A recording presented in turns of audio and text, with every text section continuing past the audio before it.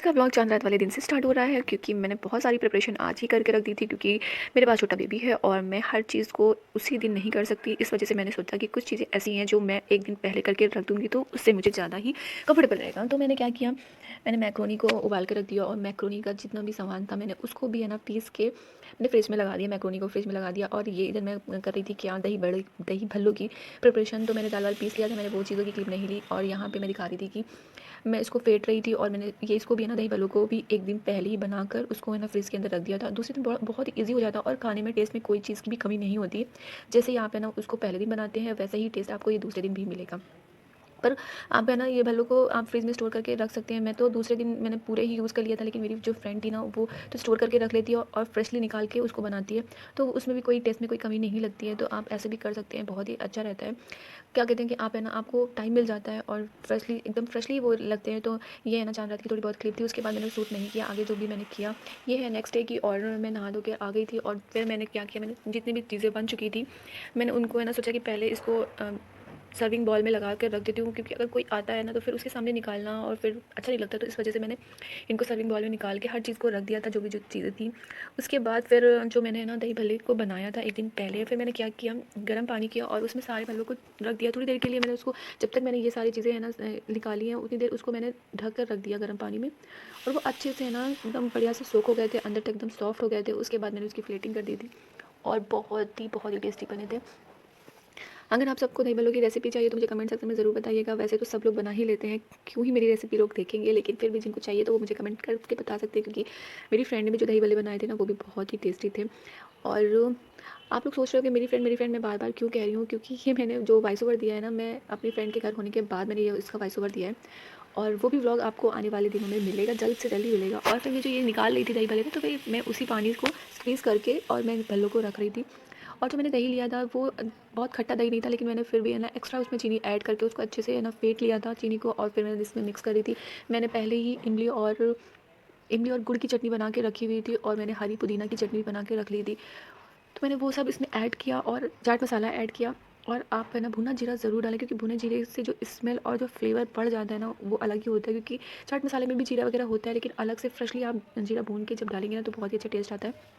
और साथ में ना दही फुल्कियाँ भी बनी हुई थी, लेकिन ये दही भल्ले सारे ख़त्म हो गए थे। दही फुल्कियाँ तो किसी ने खाया ही नहीं, बहुत कम लोगों ने ही खाया, क्योंकि दही भल्ले सबको बहुत पसंद आए थे। और डेकोर के लिए मैंने थोड़ा से उसमें है ना अनार भी रखे हुए थे, तो बस मैंने सिर्फ डेकोर के लिए उसमें ऐड कर दिए थे। लेकिन वो मैंने एक चीज़ ये देखी, मैंने उसको डेकोर के लिए ऐड किया था, पर वो जो चंक्स वो मुँह में आ रहे थे ना उसके अनार के, तो बहुत अच्छा टेस्ट और बहुत अच्छा फ्लेवर लग रहा था, मुझे बहुत अच्छा लगा। तो आप डेकोर के अलावा भी आप चाहें तो अगर आपके पास हैं तो आप उसको ऐड कर सकते हैं, क्योंकि वो डेकोर में भी खूबसूरत लगते हैं और खाने में भी टेस्टी लगते हैं। तो आप सबकी ईद कैसी गई आप मुझे कमेंट सेक्शन में ज़रूर बताएं। मेरी ईद तो इस बार की ठीक गई है, क्योंकि कहते नहीं है ईद तो मेरे साथ में हस्बैंड का होना बहुत ज़्यादा ज़रूरी होता है। और जब हम रेडी भी होते हैं तो बस किसके वजह से रेडी होते हैं, तो मेरे हस्बैंड। तो अभी ये मेरी पहली ईद है शादी से जब वो मुझसे दूर है। और बस आप सबसे है ना एक ही गुजारिश है कि आप सब मेरे हस्बैंड के लिए प्लीज़ ज़रूर से ज़रूर दुआ करें और उनकी कामयाबी के लिए दुआ करें कि अल्लाह पाक उन्हें कामयाब कर दे। क्योंकि कोई भी शख्स है ना अपने बीवी बच्चों से अपनी फैमिली से इतना दूर जाता है तो वो किस लिए जाता है, बस इसीलिए चाहता है कि वो कामयाबी पाए। और इतनी दूर वो हैं, क्योंकि ये ईद है ना, मेरा बेटा भी छोटा है तो उसे बहुत ज़्यादा समझा के रखा हुआ है, लेकिन फिर भी वो हर बार पूछता है, क्योंकि मैंने बोल रखा है पापा 1 साल बाद आएंगे, तो उसे लगता है 1 साल का मतलब होता है एक दिन, दूसरा दिन होता है। तो वो पूछता है मम्मा पापा आ जाएंगे, पापा आ जाएंगे। उसे ये नहीं पता है कि 1 साल बहुत टाइम होता है। वो हर दिन है ना पूछता रहता है, कभी कभी ज़िद भी करने लगता है कि मुझे पापा चाहिए, रोने लगता है। पर बस अल्लाह पाक उन्हें कामयाबी दे दे तो हम लोग ये सब्र शुक्र हो जाता है कि चलो एक बेटा अपने बाप से दूर है, एक बाप अपने बेटे से दूर है, लेकिन कामयाबी तो है ना, अल्लाह ने उन्हें कामयाबी दी है। खैर इमोशनल नहीं होते हैं, आगे बढ़ते हैं। और बस इसी तरह से ईद गुजरी। ईद कोई बहुत खास नहीं थी, बस हाँ ये था कि थोड़ा बहुत मैंने कपड़े पहन लिए थे और जो ट्रेंडिंग चूड़ियाँ थी मैंने उनको ही पहना था। ट्रेंडिंग चूड़ियाँ जो थी वो मैंने ख़रीदा नहीं था, मैंने बनाया था खुद से, और कैसे बनाया था वो भी मैं आपको आगे इसमें दिखाऊंगी। वैसे तो ईद तो बचपन की ही होती है, जो खुशी ईद में है ना बचपन में खुशी होती है वो खुशी है ना बड़े में नहीं होती, क्योंकि बड़े में सारा टाइम तो बस किचन और सफाइयों में ही निकल जाता है, तो कोई खुशी और कोई एक्साइटमेंट नहीं रह जाती है। बस बस फेस्टिवल है तो कुछ बहुत रेडी होना है, क्योंकि घर में लोग आते हैं तो अच्छा नहीं लगता है ना कि हम जैसे रोज़ घर पे बने रहते हैं वैसे ही बनकर बैठे रहें। तो इस वजह से इंसान को चेंज करना पड़ता है और खुश भी रहना पड़ता है। लेकिन बचपन की वो यादें बहुत याद आती हैं, क्योंकि बचपन अलग ही होता है। बचपन में रमज़ान से ज़्यादा ईद की खुशी होती है और एक-एक दिन गिनते रहते हैं। अभी कितने दिन बचे हैं ईद में, अभी कितने दिन बचे हैं और कपड़े जो लेकर आते थे उन्हें 10 बार खोल-खोल के देखना है, पहन के देखना है और हर चीज़ वो होती थी कि ईद में फ्रॉक लिया है तो सैंडल भी होगी, इयररिंग भी होगी, बैंगल्स भी होंगी, हर चीज़ होती थी और वो एक अलग ही खुशी होती थी। फ्रेंड सर्कल में बात करना कहाँ-कहाँ चलना है और बस सुबह उठते ही उस दिन है ना नींद भी नहीं आती थी, जल्दी आँखें खुल जाती थी। सुबह जल्दी नहा धोकर फ्रेंड सर्कल में जाना, अपनी ड्रेसेस दिखाना और एक दूसरे के घर घूमना, सेवइयाँ खाना, ईदी कलेक्ट करना, ये सब बहुत ही अच्छा लगता था। पर अब तो जैसे ईद की कोई रौनक ही नहीं रह गई है। बस जो भी खुशियाँ होती हैं वो सिर्फ़ रमज़ान तक ही रह जाती हैं और रमज़ान के बाद किचन किचन से बाहर घर की सफाइयों में दिन निकल जाते हैं। कब ईद चली गई, ईद का दूसरा दिन आ गया, कुछ पता ही नहीं चलता। ये व्लॉग बहुत ही लेट आ रहा है मेरा क्योंकि मुझे है ना कुछ रीज़न की वजह से मैं इसे है ना वॉइस ओवर नहीं दे पाई थी। तो इस वजह से मैं इसे इतना लेट अपलोड कर रही हूँ। प्लीज़ आप लोग सपोर्ट दिखाएँ और मेरे चैनल को सब्सक्राइब करें, वीडियो को लाइक किया करें, कमेंट करके ज़रूर जाया करें। आप लोगों के एक कमेंट से मुझे बहुत ज़्यादा मोटिवेशन मिलता है। इतनी ज़्यादा मेहनत करने के बाद भी है ना जब व्यू और कमेंट्स और लाइक नहीं आते हैं तो दिल नहीं करता है वीडियो बनाने का।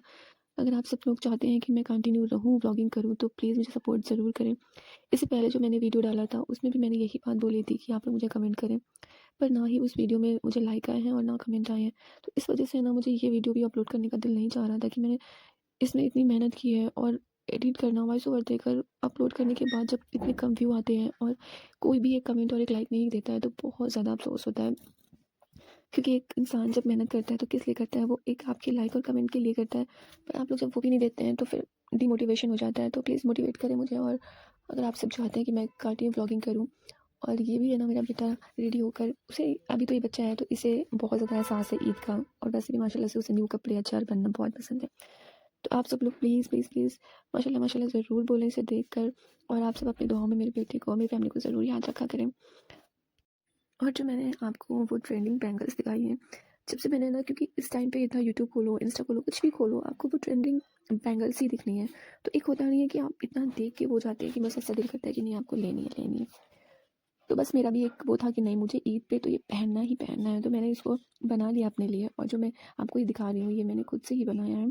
क्योंकि ईद के दिन सारा काम बहुत जल्दी-जल्दी फिनिश हो गया था और फिर दोपहर में सब लोग बैठे थे। सोने वाले लोग सो गए थे, मेरा दिल चाह रहा था कि मैं ये करूँ, तो मैंने क्या किया मेरे पास कुछ इयररिंग्स रखी हुई थी, जिनके मैंने घुंघरू निकाली के वो घुंघरू हैं जो बजते नहीं हैं, सिर्फ़ एक मोती टाइप में है जो कि गोल्डन बना दी गई है। बस इनमें कोई भी आवाज़, कोई भी झनक नहीं है और मेरे पास ऐसी चूड़ियाँ भी रखी हुई थी जिनमें है ना आप इन्हें फँसा सकते थे बहुत ही आसानी से। तो मैंने लेने को मैं बैंगल्स ले भी सकती थी, लेकिन जो अपने हाथों से बनाने का मज़ा है ना, उसकी बात ही कुछ अलग होती है कि आप एकदम प्राउडली बोलते हैं, ये मैंने बनाया है। तो इस वज़ह से मुझे ना ये ऐसा सब करना बहुत ही पसंद है। खुद से बनाकर चीज़ें पहनने की ये खुशी और एक वैल्यू बढ़ जाती है कि जो चीज़ें ट्रेंडिंग है, वो मैंने खुद से बनाई है। तो बस इसी तरह मेरे पास जो भी चीज़ें सब थी और मैंने इयररिंग्स कुछ झुमकियों की निकाल के मैंने 3 बैंगल्स बनवाए थे और मुझे बहुत अच्छे लग रहे थे और मैं सोच रही थी कि कुछ और भी बन जाए, पर सारे बीड्स जो घुंघरू थे, वो ख़त्म हो गए थे, तो बस 3 ही बन पाए। बस मैंने उसमें भी एंजॉय कर लिया और मैं आपको ये प्रोसेस दिखा रही थी क्योंकि मेरे पास एक टूल्स है, इसके थ्रू आप बहुत अच्छे से है ना इसको फंसा सकते हैं और मैंने ये वो कंप्लीट कर ली थी। एक और मैं बनाने जा रही थी और फिर उसके बाद हम लोग चले गए थे शाम के टाइम पड़ोस में और ये है पड़ोस की मेरी भाभी, इन्होंने भी ट्रेंडिंग बैंगल्स पहनी थी। तो थोड़ा-सा मैंने उनका भी है ना कैप्चर कर लिया और हम लोग यहाँ पे बैठ के है ना थोड़ी बातें-चीतें कर रहे थे, खा पी रहे थे। जब वहाँ पे गए तो थोड़ा हँसी-मज़ाक मस्ती हुई थी, तो थोड़ा-सा माइंड फ्रेश हो गया था, अच्छा लग रहा था। इसी तरह जब कहीं आते-जाते हैं तो अच्छा लगता है। आप सबको मेरा ये व्लॉग कैसा लगा है मुझे कमेंट सेक्शन में ज़रूर बताइएगा और मुझे और मेरे हस्बैंड को और मेरी फैमिली को दुआ में ज़रूर से ज़रूर याद रखिएगा। मिलते हैं हम आपसे नेक्स्ट वीडियो में, जब तक के लिए अपना ढेर सारा ख्याल रखें, दुआ में मुझे और मेरी फैमिली को ज़रूर से ज़रूर याद रखें। ज़ाकल्लाह खैर।